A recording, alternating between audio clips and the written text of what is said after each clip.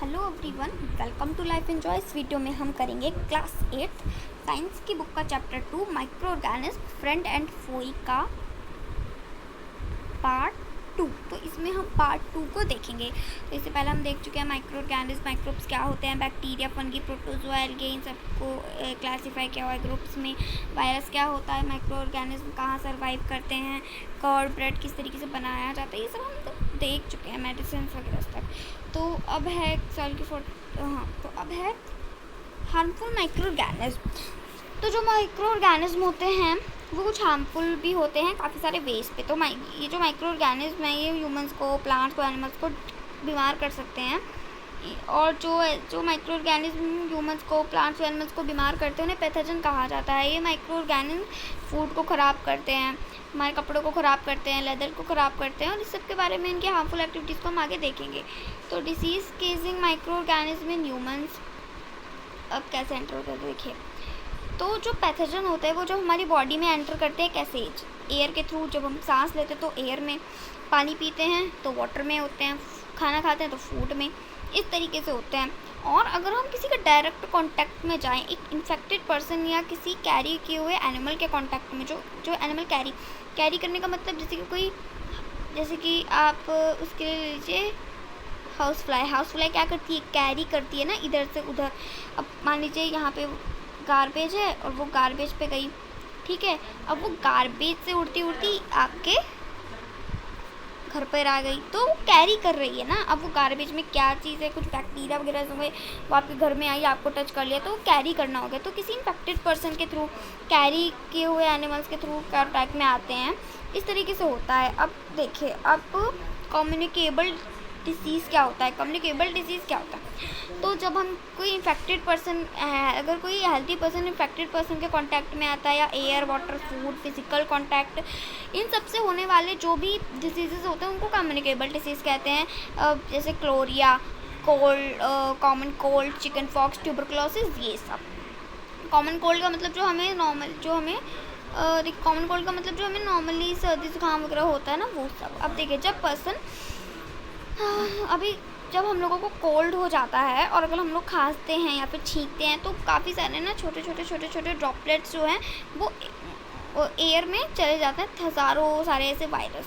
और जब वो एयर में स्प्रेड हो जाते हैं तो कोई भी अगर वहाँ से एंटर कर रहा होता है, कोई भी हेल्दी पर्सन, तो वो जब वो सांस लेता है ना तो वो उनके बॉडी में चले जाते हैं और फिर वो इन्फेक्शन हो जाता है उनको भी। तो अब कैरी क्या होता है। कैरी देखिए, जैसे कि ना, कैरी जब कोई इंसेक्ट और एनिमल, कैरी का मतलब देखिए, कैरी जैसे कि जैसे हम लोग मैथ्स में करते नहीं, 2 6 8 1, चलिए ये कर लीजिए, इसको ऐड करिए, 8 9 10 11 12 13 14, ओके, इसको ऐड कर लीजिए। अब इसमें आपके क्या हो रहा है, इसमें आपको इसको मतलब एक कैरी देना पड़ेगा ना, है ना। इसकी 8 9 10 11 12 13 14 हो रहा है, तो यहाँ पे 4 2 3 4। अब यहाँ पे हमने इसको कैरी दे दिया, तो ये कैरी, इसको हमने क्या किया, कैरी किया उसको, उस नंबर को।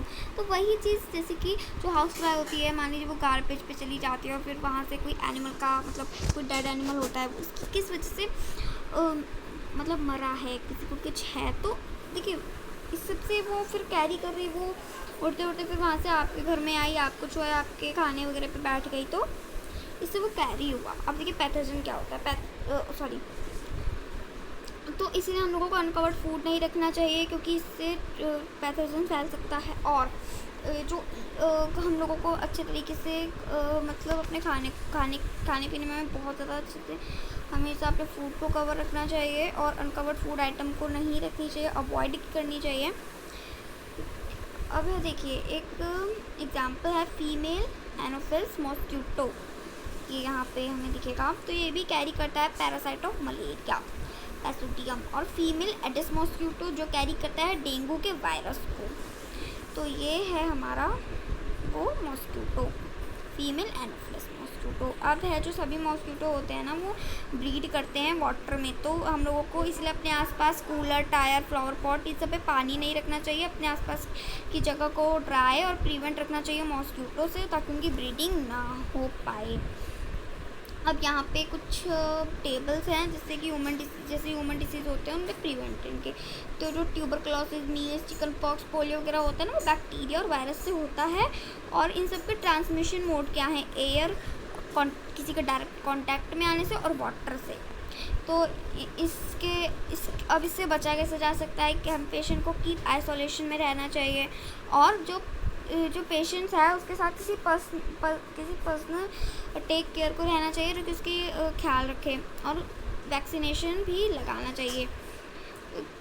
अब कोरिया, टाइफाइड, ये सब बैक्टीरिया के डिसीज़ेज़ हैं, वाटर और फूड से होते हैं।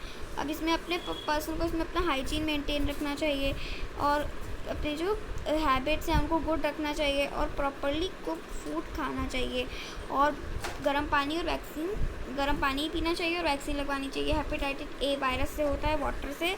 गर्म पानी पीना चाहिए, वैक्सीन लगवानी चाहिए। मलेरिया प्रोटोजोआ से होता है, मॉस्किटो के थ्रू फैलता है, और इसमें जो मॉस्किटो नेट वगैरह और रिपेलेंट वगैरह होती है उसका यूज़ करना चाहिए। जो इंसेक्टिसाइड्स होते हैं इनकी ब्रीडिंग को रोकना चाहिए। अपने आसपास कहीं भी वाटर कलेक्ट नहीं होने देना चाहिए। इस तरीके से बच सकते हैं। तो ये कुछ कॉमन डिसीजेस थे जो कि ह्यूमन को अफेक्ट करते हैं ट्रांसमिशन मोड से। अब है यहाँ पे disease causing microorganism in animal में किस तरीके से माइक्रो ऑर्गेनिज्म बीमार करते हैं एनिमल को। तो ये माइक्रो ऑर्गेनिज्म सिर्फ ह्यूमंस को ही नहीं, प्लांट्स और एनिमल्स को भी डिसीज़ पहुँचाते हैं। जैसे कि एनिमल्स में एग्जांपल के लिए एंथ्रेक्स जो कि एक danger human and cattle disease है जो कि बैक्टीरिया से होता है। फुट एंड माउथ डिसीज़ है, ये कैटल केस्ट, और ये वायरस से होता है। अब प्लांट में किस तरीके से, तो अब ये प्लांट्स में भी होते हैं, जैसे wheat, rice, potato, sugar cane, apple and और भी बहुत सारी चीज़ें जिसमें रिड्यूस होते हैं यील्ड में। जो क्रॉप्स होते हैं ना 2.2 में अभी हम देखेंगे टेबल्स में, तो इसके प्लांट्स डिसीजेज सच प्लांट डिसीज, तो ये इस टेबल 2.2 में ऐसे डिसीज़ के नाम है। तो ये सभी डिसीज़ होते हैं प्लांट्स से। इनको कंट्रोल करने के लिए हम लोगों को केमिकल मेथड वगैरह का यूज़ करना पड़ता है। तो यही सब हैं, ये सारे के सारे डिसीज़ सब। देखिए इसमें ना एयर वगैरह से, इंसेक्ट से, इन सब से ही फैलता है, सीड वगैरह से। तो बैक्टीरिया, फंगी, वायरस, इनका कौन से माइक्रो ऑर्गेनिज्म को डिसीज़ करते हैं? Bacteria, fungi, virus. और ट्रांसमिशन मोड ज़्यादातर वैसे तो एयर ही रहता है, साथ ही साथ सीड और इंसेक्ट्स भी हो जाते हैं। तो rust of wheat, yellow vein moss, ये सब होता है। तो अब फूड पॉइजन क्या होता है? तो वही है कि बूजू ने अपने सभी फैमिली फ्रेंड्स वगैरह को इनवाइट किया पार्टी में, और सबने वहाँ पे जब खाना खाया तो सबने वॉमिटिंग स्टार्ट कर दी। जब वो हॉस्पिटल गए तो सब डॉक्टर ने सभी को एक बात कहा कि आप सबको फूड पॉइजन हो गया। तो फूड पॉइजन क्या होता है? तो देखिए जो फूड पॉइजन होता है ना, food poison could be due to the देखिए फूड पॉइजन जो होता है ना, वो जो हमारे खाने को जब हमारा खाना सड़ जाता है, ख़राब हो जाता है। देखिए पॉइजन का मतलब क्या होता है? हम पॉइजन का मतलब जानते हैं कि पॉइजन का मतलब होता है जहर। पॉइजन का मतलब होता है जहर ना, तो मतलब जहरीला खाना, समझ लीजिए जहरीला खाना। तो जो माइक्रो ऑर्गेनिज्म हमारे फूड आइटम पे एक्ट करते हैं ना, तो फूड हमारा तो उसको टॉक्सिक सब्सटेंस बना देते हैं।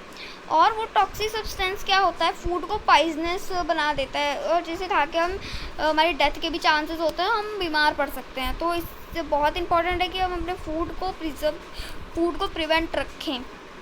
फूड प्रिजर्वेशन क्या है? तो चैप्टर 1 में हमने देखा था कि किस तरीके से ग्रेन्स को किस तरीके से प्रिजर्व किया जाता है। अब कुक्ड फूड को किस तरीके से प्रिजर्व किया जाएगा वो हम देखेंगे।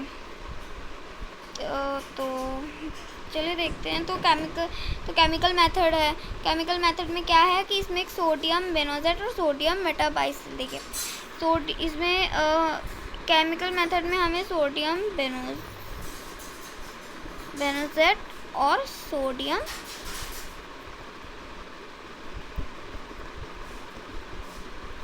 मेटाबाइसिल सल्फेट, इनसे प्रिवेंटेशन हो सकती है, इनकी प्रिजर्वेशन हो सकती है। इनकी सॉल्ट और एडिबल ऑयल, ये भी केमिकल मेथड हैं, जनरली यूज़ किया जाता है माइक्रो ऑर्गेनिज्म की ग्रोथ को चेक करने के लिए। और जो प्रिजर्वेशन है, यही है प्रिजर्वेशन।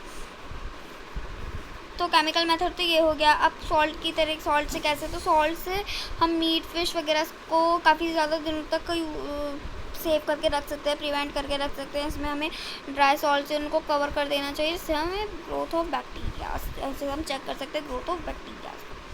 अब शुगर से जैम जेली ये सब जो होते हैं उन सबको शुगर से प्रिवेंट किया जा सकता है, शुगर को डाल के इसमें जो इससे मॉइस्ट बनी रहती है उसमें, और इनकी ग्रोथ जल्दी नहीं हो पाती। अब ऑयल से किस तरीके से, ऑयल और विनेगर में वैसे तो वो मतलब पिकल वगैरह में ऑयल विनेगर का यूज़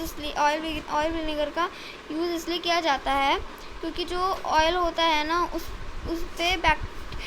पे माइक्रो ऑर्गेनिज्म सर्वाइव नहीं कर पाते, जी नहीं पाते, इसीलिए उनका यूज़ किया जाता है। ये सच है कि इन्वायरमेंट के किसी भी जगह पे वो सर्वाइव कर पाते हैं बट ऑयल पे नहीं कर पाते, तो इसलिए ऑयल भी एक अच्छा मेथड है। अब हीट एंड कोल्ड टेम्परेचर ये किस तरीके से, तो जब भी हमारे घर पे दूध आता होगा तो हम देखते होंगे कि उसे पहले बॉयल किया जाता है, उसके बाद ही उसको स्टोर किया जाता है।